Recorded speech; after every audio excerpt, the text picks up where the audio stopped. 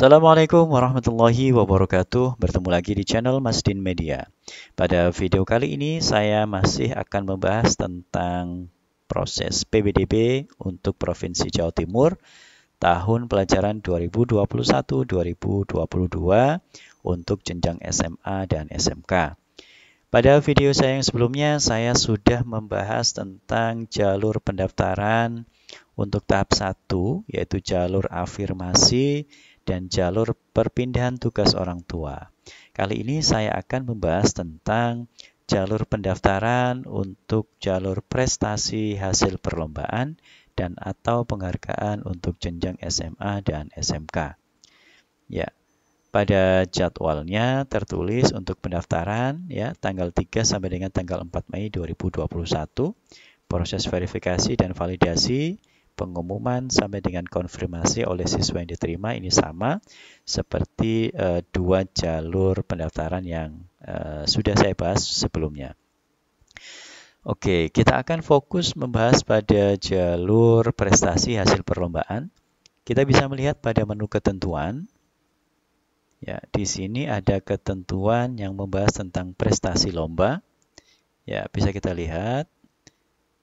Jadi bagi calon peserta didik baru yang akan mendaftar melalui jalur ini, silakan diperhatikan bahwa jalur prestasi hasil lomba ini diperuntukkan bagi calon peserta didik jenjang SMA SMK yang terdiri dari hasil lomba bidang akademik dan lomba bidang non-akademik secara berjenjang dan atau tidak berjenjang yang diselenggarakan oleh instansi pemerintah atau swasta di tingkat kabupaten kota, tingkat provinsi, tingkat nasional, serta tingkat internasional.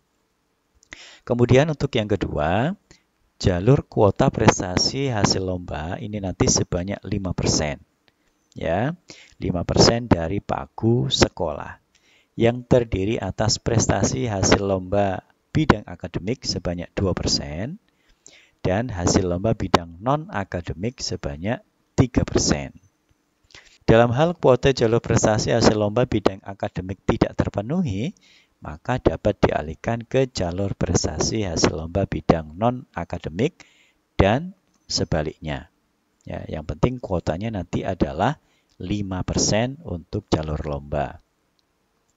Kemudian dalam hal kuota jalur prestasi berdasarkan hasil lomba bidang akademik dan atau bidang non-akademik tidak memenuhi kuota, maka sisa kuotanya akan masuk pada jalur zonasi untuk jenjang SMA dan jalur prestasi nilai akademik untuk jenjang SMK.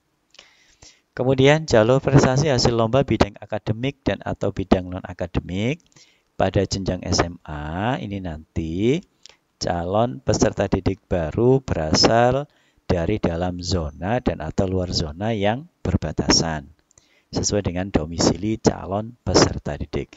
Sedangkan pada jenjang SMK, calon peserta didik baru nanti harus berada dalam zona ataupun luar zona. Ya. Kemudian, calon peserta didik baru dari jenjang SMA dapat memilih satu sekolah saja ya yang berada dalam zona atau luar zona yang berbatasan.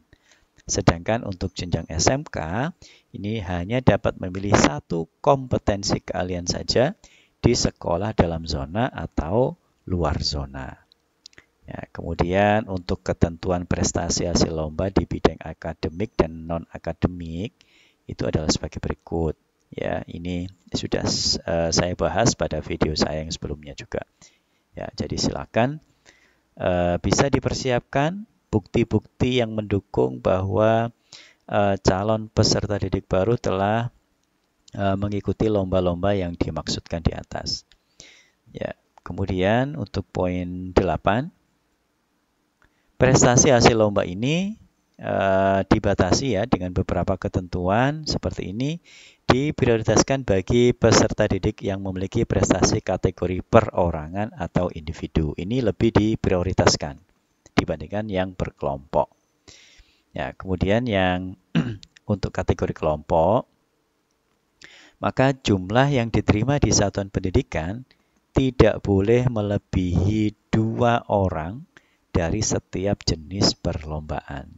Jadi misalkan bergunya ini ada 5 orang, maka hanya 2 orang saja yang diizinkan menggunakan jalur prestasi lomba pada setiap sekolah yang sama.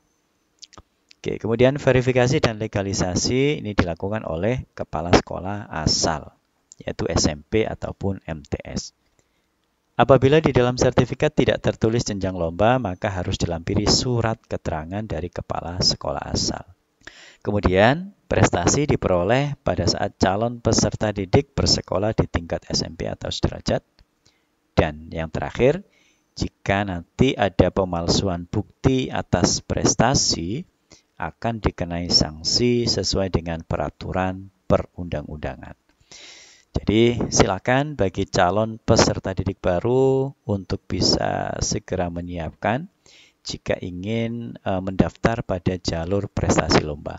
Jadi bukti-bukti keikutsertaan dalam lomba dan bukti-bukti prestasi yang didapatkan silakan dipersiapkan sebaik mungkin.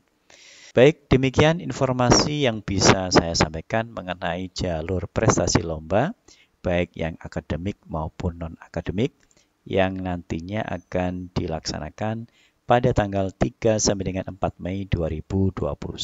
Mudah-mudahan bermanfaat, dan sekali lagi bagi yang pertama kali berkunjung ke channel Masdin Media, silakan bisa mendukung channel ini dengan cara klik subscribe, kemudian like, sampaikan request ataupun pertanyaan di kolom komentar, dan jika informasi ini bermanfaat, silakan dibagikan kepada siapapun.